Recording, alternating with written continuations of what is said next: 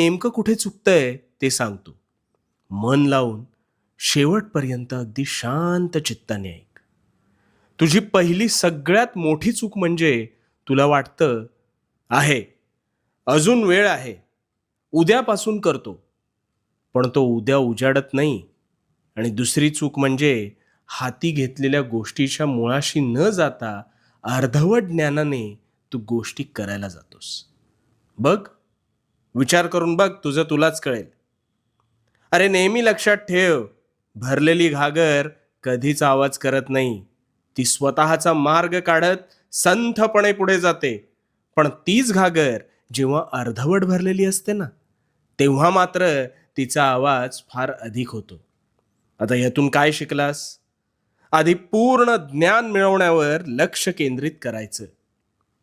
वेळ ही अशी गोष्ट आहे ना, की जी हातातून पटापट